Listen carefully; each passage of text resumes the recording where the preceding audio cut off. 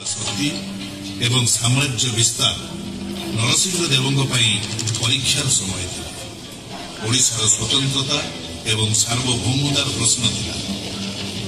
नरसिंह देव प्रजा मान शक्ति उपर आस्था रखिथिले। से ओडिशार एकता एवं अखंडतार ध्वजा निज हाथ को नहीं ओडिशा को रक्षा करिबारे लागि पड़िले।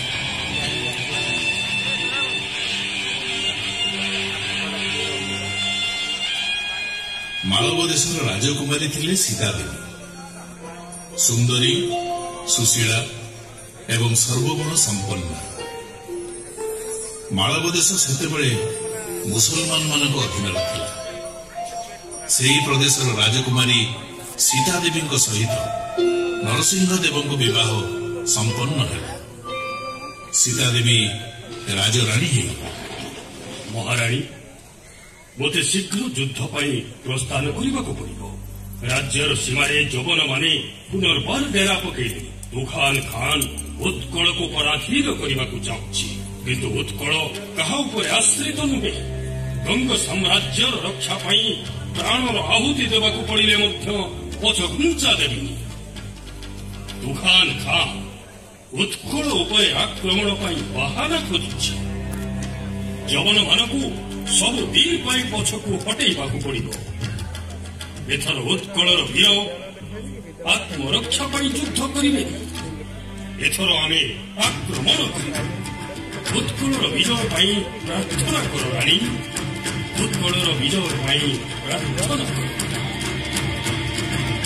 जहांकर नाम नरसिंह देव आउ जी हेउछंती जगन्नाथंकर सेवक। तांकर केबे पराजय होई न पारे।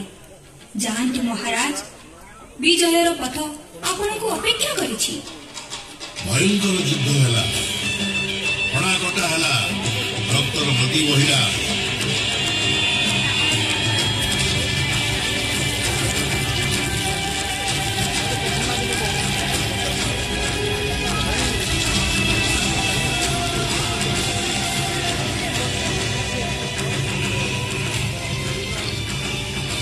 नरसिंह देव वीरत्व एवं पाइक मान युद्ध कौशल आगे तुफान खां पराजय निश्चित था। तुफान खां सेनापति करीमुद्दीन लागरी मृत्युवरण। ओडिशा परवर्ती 300 रु अधिक वर्ष स्वतंत्र होगला। 1568 आकबर काल ओडिशा को संपूर्ण भाव में पराधीन कर।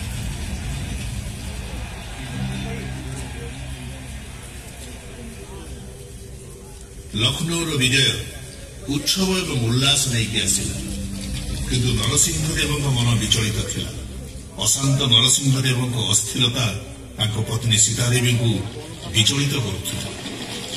विजयर माला गलारे धारण करिथिबा महाराज, एबे तो प्रदेश पूर्व अपेक्षा अधिक शांत अछि। आपनक जस आपनक आगे आगे चलुछि, तथापि आपण चिंतित। सूर्यंक परी दीप्तिमान मुख कहीं मौली जाइछि महाराज। देवी मु युद्ध लड़ुछि मातृभूमि को रक्षा करबा पाई, तार स्वाधीनता को बजाय रखिबा पाई। किंतु मन अशांत रहिछि। युद्ध लड़िबा और राष्ट्र को सुरक्षित रखिबा कौन केवल यह ही राजधर्म? युद्ध लड़ी भूमि को तो सुरक्षित रखा जाई पारे, किंतु तार परिचय, तार परंपरा, तार संस्कृति को सुरक्षित रखा जाई पारे। संस्कृतिर रक्षा भी तो राजधर्म। यह व्यतिरके यहार सीमा, यहार भूखंडर अर्थ कौन देवी? महाराज, केसरी वंशर राजा पुरंदर गोटे छोटिया सूर्य मंदिर निर्माण करथिले। आपणकर पूर्वज मध्य सेहिठारे पूजा अर्चना करथिले। कोणार्कर सही सूर्य मंदिर रे आपणक माता मध्य पुत्र प्राप्ति पाई उपासना करिथिले। आपण जन्म नेइथिले। आज सही मंदिर जराजीर्ण अवस्था रे पड़ी रहिछि महाराज।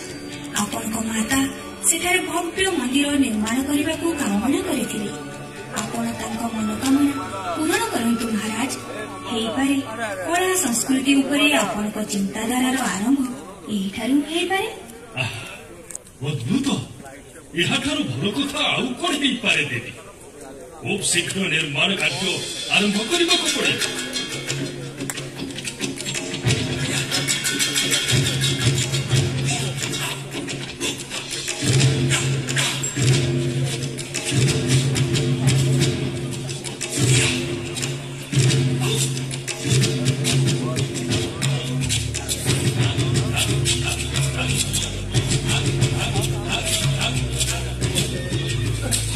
ନିର୍ମାଣ ଯୋଜନା ଉପରେ